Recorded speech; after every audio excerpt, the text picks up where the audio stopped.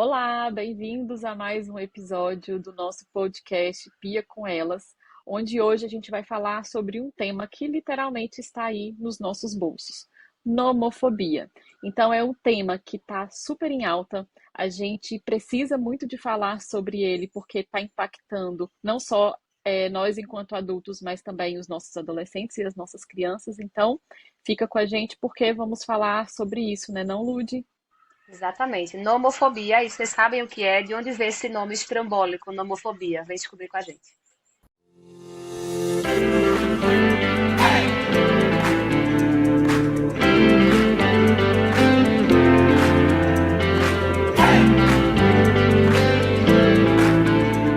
Olá, pessoal, bem-vindos a mais um episódio do Pia com Elas, onde a cada episódio a gente vai trazendo aí informações, evidência científica e fofocas do mundo da infância e da adolescência. Meu nome é Ludmila Oliveira, sou médica psiquiatra. Meu nome é Stephanie Lima, também sou médica psiquiatra e hoje vamos falar de um assunto que é de extrema importância, está nos nossos bolsos, vida, Literalmente. tudo que tem direito. Então, a gente vai falar um pouquinho sobre esse termo nomofobia ou dependência digital, o que que seria isso, qual que é a importância. Então, a gente vai trazer tudo o que pais, educadores, profissionais de saúde precisam de saber ou de entender sobre esse tema. Vamos embora com a gente?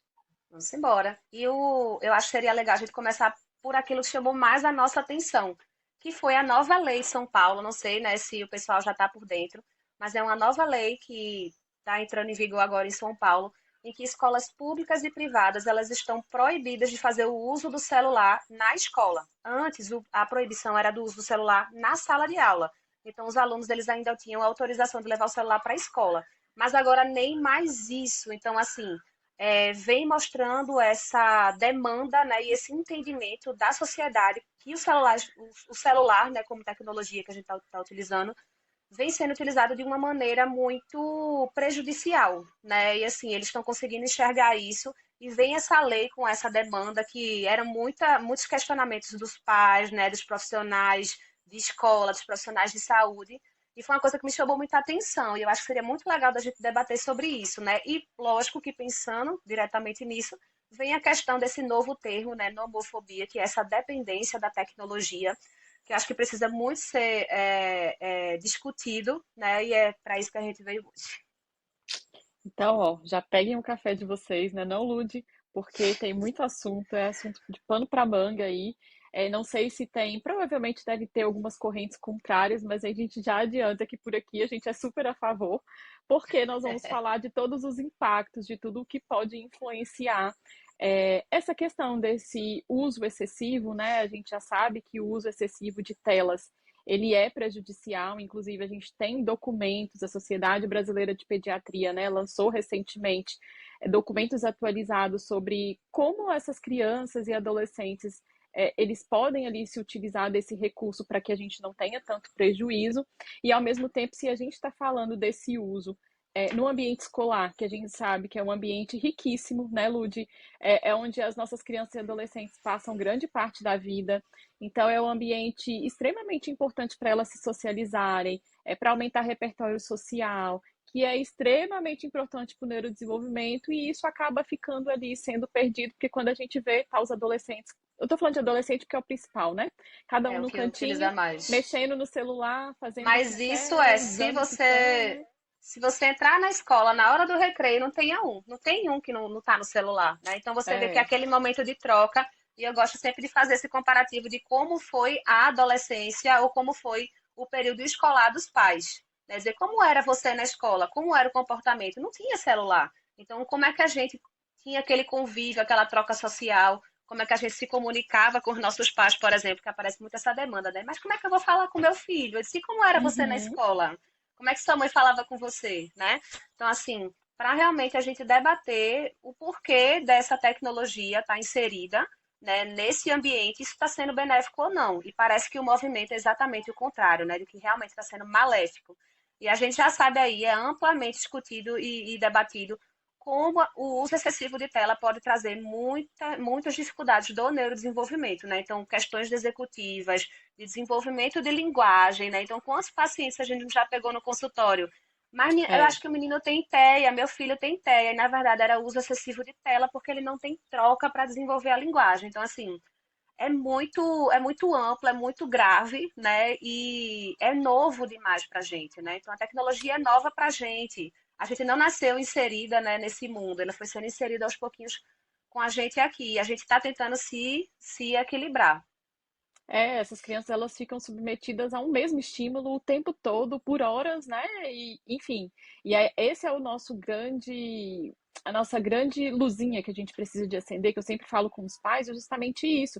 Porque se a gente está em outros ambientes, seja na escola, seja em ambientes externos, seja em contato com a natureza, cada hora vem uma coisa que a gente está ali é, sendo estimulado, enfim, que proporciona aprendizado para essa criança, seja no contato social com uma nova criança, seja lidando com personalidades diferentes, seja explorando ambientes diferentes que são riquíssimos. E se a gente está falando nesse uso excessivo de tela, é aquela coisa de ficar ali de forma repetitiva no mesmo, sobre o mesmo estímulo. E aí a gente já está cansado de saber de todos os impactos e as consequências disso. E aí uma coisa que a gente foi fazer essa revisão, né, Lud, que é extremamente assim, que nos dá embasamento científico hoje, porque entrou como um critério da CID-11, no sentido de, olha, de fato traz prejuízo. A gente percebe que entrou dentro da dependência por tecnologia, por jogos, na verdade, né, que é conhecido como gaming disorder. Então a gente vê que uma coisa acaba levando a outra. Então, se eu acabo ficando mais susceptível a esse uso de tecnologias, de meios digitais, isso acaba trazendo uma portinha de entrada, vamos assim dizer, para que se use de forma excessiva jogos eletrônicos que a gente já viu aí, joguinho do tigrinho, aquele monte de coisa que é extremamente prejudicial, jogos de apostas. Então, a gente vê aí pacientes que estão pegando dinheiro dos pais escondido para poder jogar porque não conseguem parar de usar, né? Isso. Então, é bem complexo, né? Tem bastante coisa envolvida. E é como eu costumo dizer, crianças e adolescentes não têm a maturidade neurológica suficiente para lidar com esse tipo de demanda. Então, os pais têm que ter esse controle rígido mesmo, né? Então, o que eu queria ressaltar, né, voltando um pouquinho do CID-11, que eu acho que isso é muito importante, é o reconhecimento, né, pelo CID-11, pela grandiosidade que tem, como nos guia, né, no nosso meio médico, da importância desse tema. Então, assim, provavelmente a gente ainda vai ver, né, mais para frente, talvez no nosso DSM, de maneira mais clara, realmente, essa associação, né, com a dependência, por causar realmente dependência. E quando a gente vai ler alguns dos critérios, né, para poder a gente definir, você vê que lembra muito outros tipos de dependência, até porque no cérebro é o mesmo circuito, né, que é o circuito de recompensa, né? Aí acaba que tem, assim, crianças que eu tenho um exemplo que para mim é muito marcante. Eu tenho uma criança pré-adolescente, que ele só consegue ir ao banheiro para fazer cocô se ele tiver com o celular. Se não tiver descarregado, ele segura, ele prende, porque ele só consegue, ele associou aquele momento ali, aquele uso, né, ao ato de uma coisa que é completamente fisiológica. Então, veja só a que nível a gente vai chegando. Até aí no consultório a gente tem diversos casos e exemplos, né? Então, assim, eu acho que muito interessante a CID-11 trazer e que eu acho que vai ser uma porta aberta para poder a gente conseguir, né, destrinchar mais e trazer realmente isso mais como uma problemática a ser vista e ser tratada, né? E aí eu acho que levantar esse tema e trazer isso como uma lei é extremamente importante, porque como a gente está dizendo aí, que o uso excessivo, né, esse uso excessivo ele é ruim, mas ao mesmo tempo a gente está lidando com uma geração, e até mesmo a gente enquanto adulto, né, que a gente está o tempo todo necessitando mais desse uso da tecnologia, porque hoje a gente faz tudo com celular, e qual o limite disso daí? Como controlar isso? Eu acho que a parte mais difícil é essa. Mas ao mesmo tempo, se a criança ela tá, ou adolescente principalmente, nesse ambiente onde ele precisaria estar sobre outro estímulo e ele acaba usando de forma excessiva esse celular, é difícil ter esse controle. Porque é o que a gente sempre fala, enfim, é o que eu sempre trago para os pais e o que os estudos nos trazem também. A grande questão não é nem o uso pelo uso, mas quanto tempo está usando, se os pais estão fazendo supervisão para saber o que essa criança está consumindo, para justamente evitar essas outras questões, seja de jogos excessivos, seja de conteúdos inadequados, né? Enfim, é aproximar um pouco mais dessa criança e desse adolescente para entender o que está fazendo. E se a gente traz para o ambiente escolar, o professor ele não vai dar conta de gerenciar isso e de saber o que cada adolescente está usando. Então, de certa forma, acaba sendo uma medida que minimiza um pouco desses impactos e desses danos e nos traz de fato a real importância desse ambiente. Agora, a gente também vai lá e volta cá, né? As escolas também precisam de começar a entender que os adolescentes da nossa época são diferentes dos adolescentes de hoje. Aí, enfim, é pano para manga, é outro tema, mas que surgiu aqui agora e eu vou trazer. Então, assim, precisa-se de também dinamizar, de, enfim, trazer um repertório melhor para como está sendo esse aprendizado na escola para esses adolescentes. Assim, uma coisa que está sendo ensinada lá na escola, se aquele adolescente já se interessou ou quer pesquisar, ele vai ali no vídeo no YouTube e sabe aquilo ali em 5 minutos. Ele não vai querer ficar parado 40, 50 minutos prestando atenção no que o professor está querendo dizer, se é uma coisa que ele já sabe ou que ele pode pesquisar de uma outra forma. Então, esse método de ensino, de você ficar ali o tempo todo sentado numa cadeira por tantas horas, assistindo tanto tempo de aula, né? A gente sabe que isso é muito questionado e a gente precisa de questionar, né? Então, de trazer mais laboratórios, de trazer mais vivência prática, de tentar deixar aquele ambiente mais atraente para o adolescente, porque senão também para ele não vai fazer sentido, ele não vai fazer motivação e, ó, ele vai tender a utilizar outros recursos. Então, era isso que eu queria trazer de reflexão, assim. Isso aí é outra demanda, né? Mas não justifica, né, esse uso Sim. e, enfim, desordenado dessa forma. Eu tenho um outro exemplo também que é bem marcante. Eu tive, porque você falou, né? A escola é o segundo ambiente que a criança mais frequenta, tirando a própria casa. Então veja a importância desse ambiente, né? Tanto para a formação social, moral, enfim, de uma maneira e ele em casa tem um controle muito bom de tela, então a gente conversa muito sobre na consulta e a família vê como a tela desregula, né, um paciente que tem TDAH. E na escola ele teve acesso à pornografia e foi Nossa. catastrófico, catastrófico, assim, foi uma questão, sabe? Teve que trabalhar bastante tempo, porque para ele entender foi muito difícil, aquilo ali foi muito violento a forma como foi apresentada. Então os pais vieram com muita frustração para mim. Poxa, doutora, mas a gente fez tanta coisa, a gente em casa é tão certinho, mas quando está Uhum. fora de casa a gente não consegue ter esse controle e o menino foi exposto a isso, a gente teve essa consequência. Então, assim, né, para você entender a importância que é o ambiente escolar e como a gente tenta colocar e estender o nosso cuidado em casa, na escola também. Então, Perfeito. muito E não só pertinente, né? em forma Assim, de um documento, muitas vezes eles exigem o PEI, né?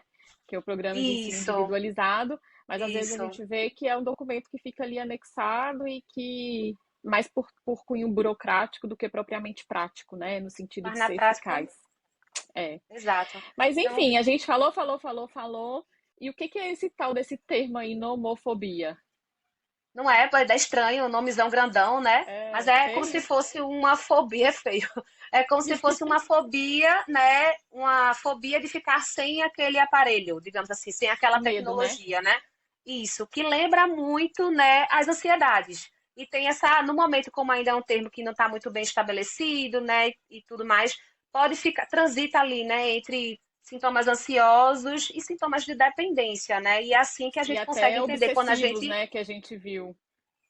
Então vai a depender muito depender. da característica que aquela pessoa vai me trazer quando o assunto é sofrimento, prejuízo funcional, que precisa de ter para a gente poder entender como um transtorno, para a gente poder enquadrar e perceber como é que tá aquelas características. E uma coisa não anula a outra, essas coisas elas podem se agrupar, né? Sim, sim. Então Que vai é deixando o importante. negócio mais grave, mais difícil mesmo da gente cuidar. E, Então, inclusive, pode hum, vir com comorbidades, né, Lud? Então, assim, por exemplo, o caso que eu peguei, que inclusive veio como um start para a gente poder pensar ainda mais sobre esse tema, quando o Lud trouxe, na verdade, pela lei de São Paulo, eu falei, nossa, eu peguei um caso essa semana exatamente sobre isso. E de fato, é uma adolescente que ele tem história de sofrer muito bullying na escola, Então, de não ser aceito, aquela sensação de não pertencimento, de vazio, que a gente sabe que isso na adolescência acaba tendo uma intensidade maior. Então, como ele não se sente pertencente, nada faz sentido, ele tendeu a se isolar.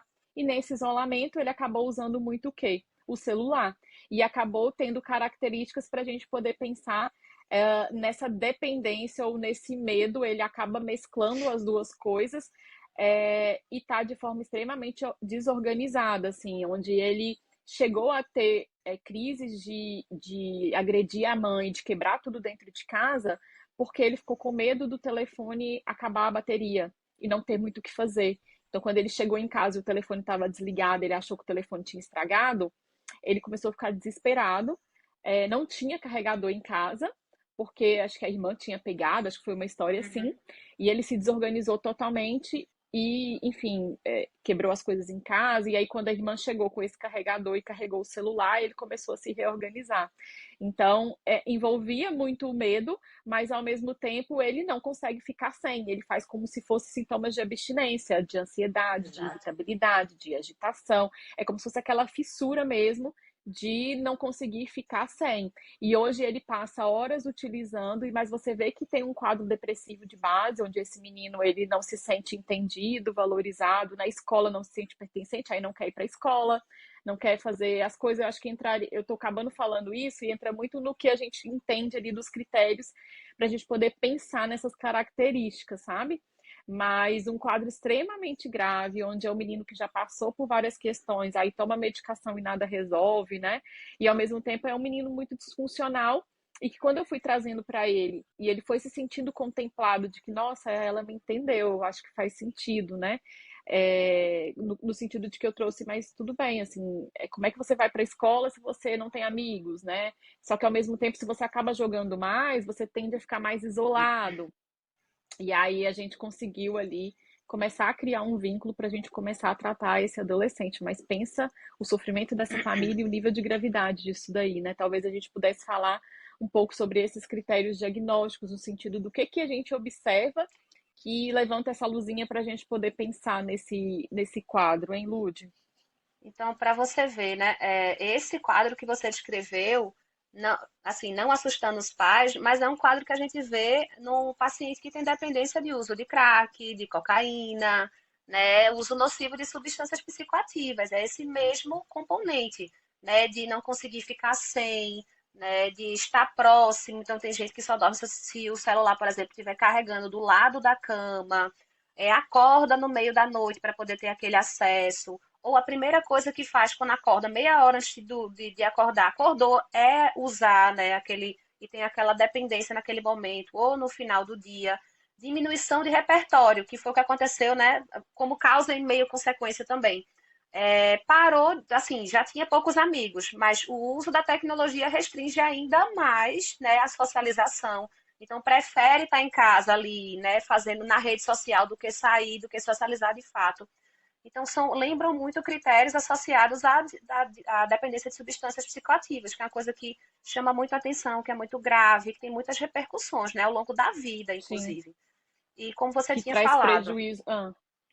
é, a, a, o uso, né, a dependência, ela pode ser tanto uma finalidade, como foi para o teu paciente, então, tipo, para o teu paciente foi uma forma de escapar, né, mas ele já tinha uma comorbidade de base.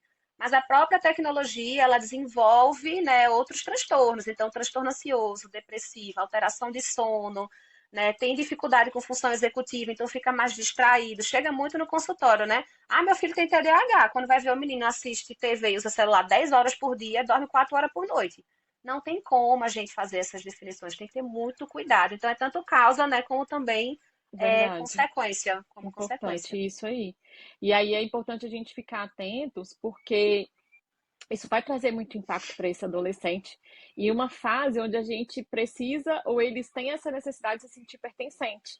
Então, se eu estou falando de uma adolescente que já está se isolando e tende a se isolar porque ele não consegue perceber os prejuízos que esse uso excessivo de celular traz para ele, que é um outro critério, né? Então é quando não tem muita crítica disso daí, é um insight, né?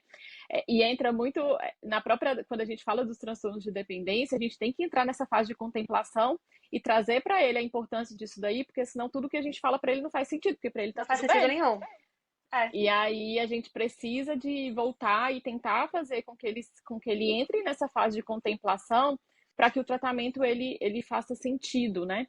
E é isso, assim, traz muito prejuízo para esse adolescente, principalmente porque o adolescente ele tem essa sensação de pertencimento e identificação com pares, então se ele se isola, esse vazio ele acaba sendo mais intenso ainda.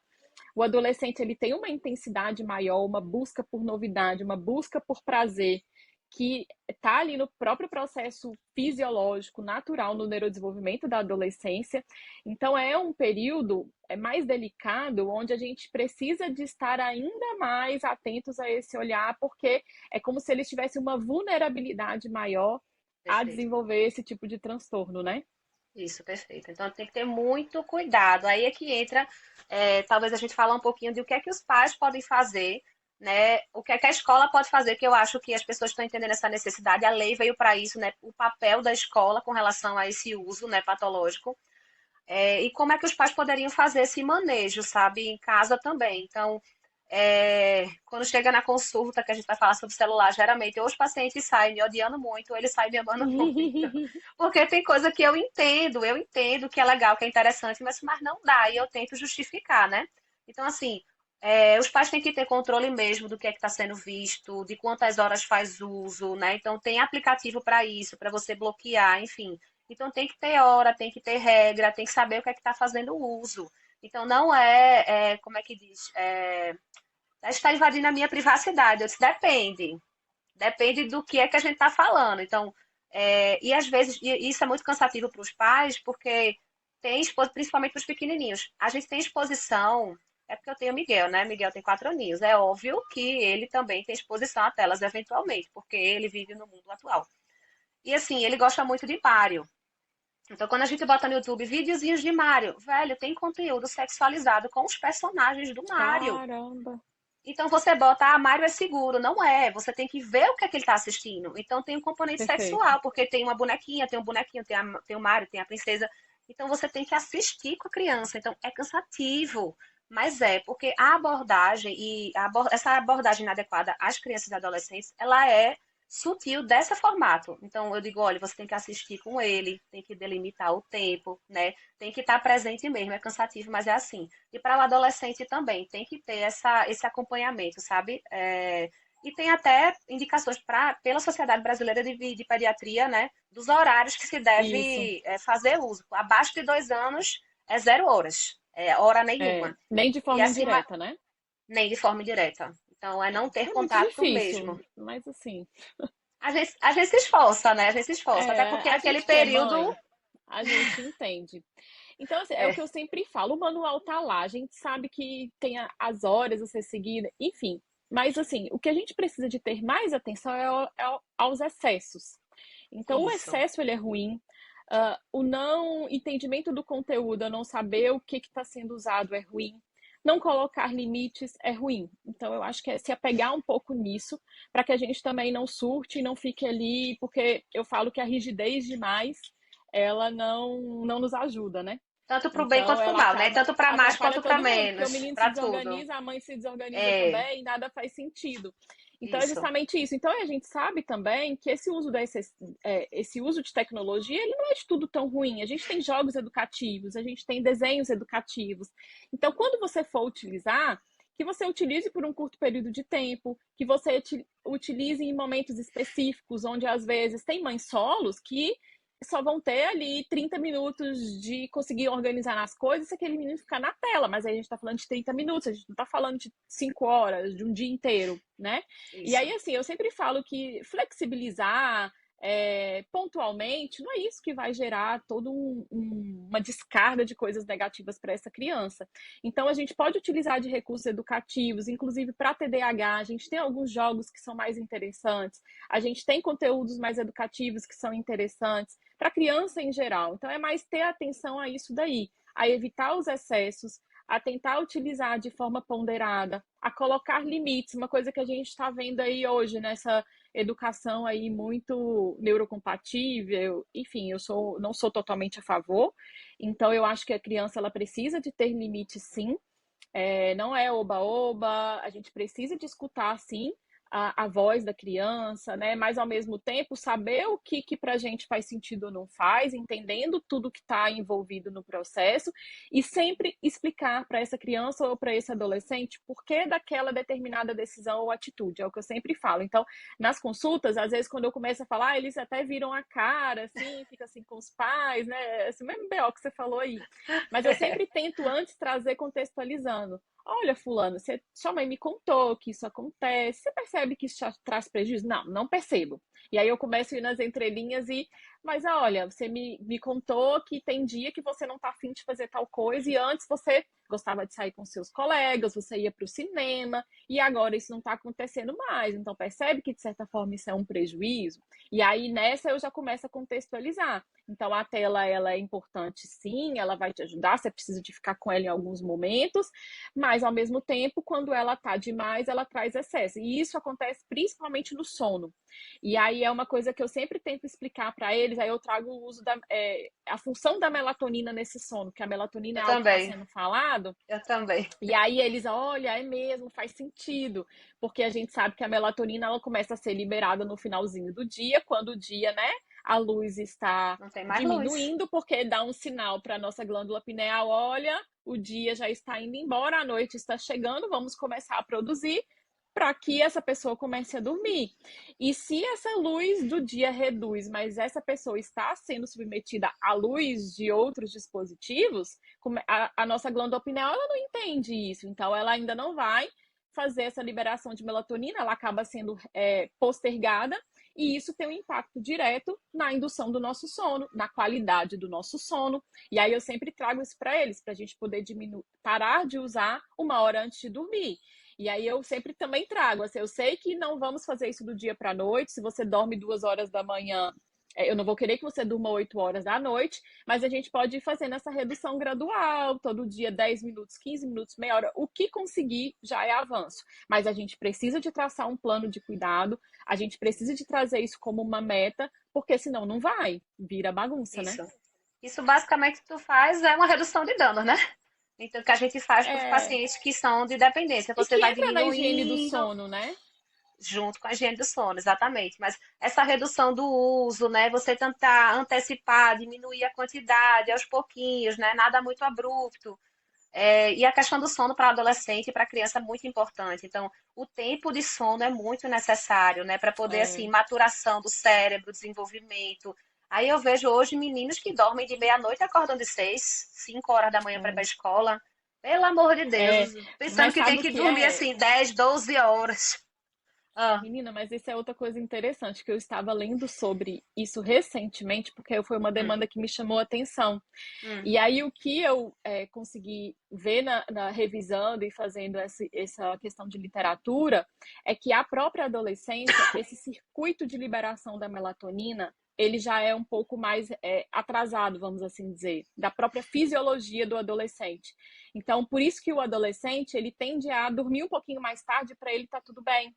E aí tem até algumas literaturas e alguns autores que defendem, e lá nos Estados Unidos isso acontece, das aulas para a adolescência ela começar um pouquinho Serem mais mais tarde. tarde. Acho que começa a partir de 8 horas, justamente entendendo essa fisiologia do adolescente. Quem dera se a Perfeito. gente tivesse essa visão aqui. Ah, ia Porque ser o ótimo. adolescente ele vai se estender um pouco mais pelo próprio fisiologia normal, isso é normal da adolescência. Mas ao Isso. mesmo tempo, se isso acontece e eu tenho a tela aí junto, aí é que ele Aí é que ele não vai ficar dormir mesmo, madrugada aí que dentro, né? vai-se embora. Então é E esse o como o nosso nosso cuidado. horário, perfeito. E como o nosso horário ele é realmente muito cedo, né? O horário da escola, digamos assim. Então é geralmente 7h30, né? 7 horas. Então, assim, eles dormem muito Aí eles vão pouco. É para muito... a escola o quê? Cansado, aí vem essa questão de não estar conseguindo prestar atenção, desatenção, e aí chega como uma demanda de TDAH, e quando a gente vai ver, a privação de sono, né? Exato. O uso excessivo de tela e privação de sono. É muito impacto, né, que traz, assim. E assim, a gente teria um tratamento específico. Então, chega o paciente, né, com essa demanda no consultório. com esse grau que lembra aí, né, um componente tanto ansioso quanto de dependência, de não conseguir ficar sem, se tem algum tratamento específico, sabe, que a gente possa fazer, enfim, o que é que a gente tem de mais atual, sabe, Esther? Vou dar uma olhadinha. A gente foi fazer uma revisão sobre isso, né, Lud? E assim, Uhum. não sei se para alegria ou para tristeza, porque tem pais que já chegam com muito medo de medicação e tem pais querendo que a medicação, aquela pílula mágica que resolve O tudo. E, milagroso, mas quando a gente fala de demandas comportamentais, a gente tem um limitante muito grande quanto ao uso de medicação. Então, não existe medicação, né, que tenha base de evidência no sentido de tratar esse tipo de transtorno, assim. Seja a dependência por tecnologias, seja o game disorder, né, que é essa dependência por uso de jogos, na verdade. uhum, uhum. Então, assim, a base que a gente vai ter é psicoeducação, é trabalhar esses pais, é começar a fazer redução de danos, que é isso que a gente está conversando, de aos pouquinhos ir reduzindo e colocando alguns limites e vendo o que a gente vai conseguir.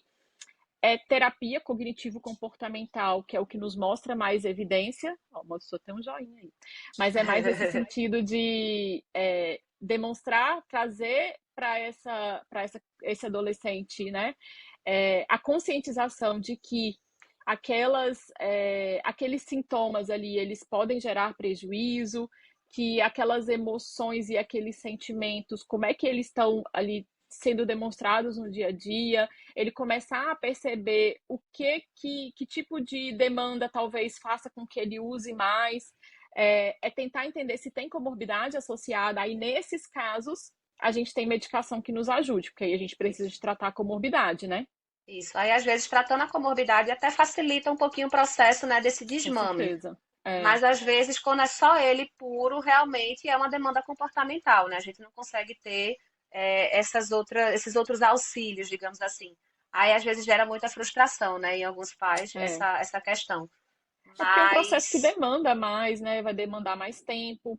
É, esse artigo que a gente pegou de base para poder falar, fala que o tratamento, o ideal é que ele varia de 3 a 4 meses com psicoterapia, mas a gente sabe que varia muito de muito pessoa para mais. pessoa, né? Geralmente é Mas o mais, importante é os pais perceberem quando isso está excessivo, quando isso está trazendo prejuízo funcional, e aí é como a gente falou, vai para o campo social, que é justamente essa relação com outros adolescentes, com outras pessoas, prejuízo escolar, né, acadêmico, que para o adulto já vai ser um prejuízo laboral, lembrando que não se limita a criança e adolescente, adulto também está sofrendo muito com esses impactos, né? muito, E o prejuízo bastante. funcional, onde essa pessoa ela não está conseguindo mais fazer coisas que antes ela fazia, ela deixa de fazer, né, coisas para poder estar nesse ambiente, esse uso excessivo, enfim. Então, perceber isso e saber buscar ajuda. E o acompanhamento ele precisa de ser com o médico e muitas vezes com o psicólogo, que é o que a gente tem de padrão ouro, assim, né? E Isso. não ter tantas expectativas com a medicação, mas ao mesmo tempo, em alguns casos, onde a gente vê talvez que tem um componente mais ansioso, né, com medo, com o que mais obsessivo, a gente pode pensar na medicação nesse sentido, Sim. né? E quando tem comorbidade, né? Então, assim, um tema muito rico, um tema que provavelmente a gente ainda vai falar muito sobre mais no futuro, né? Quando tiverem outras questões sendo definidas também, né? Mas muito interessante. E eu queria deixar, acho que para o final, acho que a gente falou Sim, bastante, né? De bastante coisa, senão a gente fica até amanhã. Para a gente finalizar essa reflexão, sabe? Essa lei, ela atualmente, ela vai entrar em vigor em São Paulo, mas para quem não está de São Paulo, né? O nosso público que é de outros sim. locais, como é que você, como pai, né, iria reagir a isso? Como é que seria mandar o seu filho para a escola sem o celular? Né? Queria aí, talvez, se quiserem comentar, como que seria essa dinâmica, né, para vocês, se isso geraria uma angústia para vocês ou não, se vocês acham isso interessante. Porque eu fiquei me colocando nesse lugar. Tudo bem que o meu é pequenininho, né? Ele não tem celular, nem vai ter nem por bastante tempo. É, mas assim, né, como seria essa sensação de ter, né, esse tipo de limite imposto, né? Enfrentamento, né?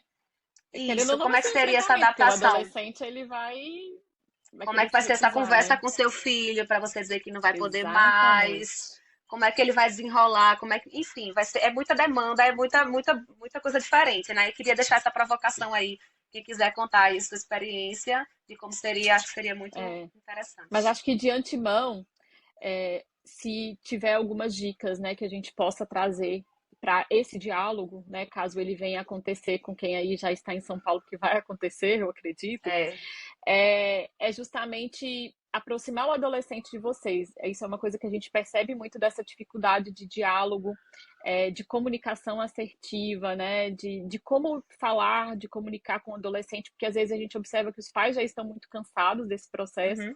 O adolescente tem a sensação de que ele não se faz entendido, então tenha mais empatia ao conversar, entendendo que eles são de outra geração, né? Tentando se colocar um pouco no lugar deles, Isso. mas ao mesmo tempo se coloca primeiro no lugar, traz esse adolescente para junto de você, deixa ele falar o que ele sente, quais são os questionamentos dele, inclusive utilize de perguntas para que ele responda. Então, jogue essa responsabilidade para eles, isso ajuda eles a elaborarem melhor e não só falar por falar de forma mais impulsiva, que isso acaba acontecendo. Então, eles vão ter que pensar, racionalizar melhor sobre aquela pergunta para poder responder.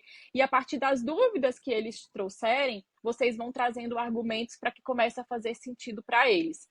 Eu acho que seria algo que a gente poderia trazer de dicas e, ao mesmo tempo, promover essa conexão, trazer empatia e o diálogo, né? Eu sempre falo que conversar nunca é demais, é sempre o melhor caminho, até porque às vezes você pode estar pensando uma coisa, seu filho está pensando outra, e vocês estão falando ali, um cutucando o outro, às vezes falando a mesma coisa de forma diferente, sem um entender o outro, né? Então, eu acho que Exato. seria a dica principal, assim, que a gente traria. Não Exato. sei se tem mais alguma coisa, Lud.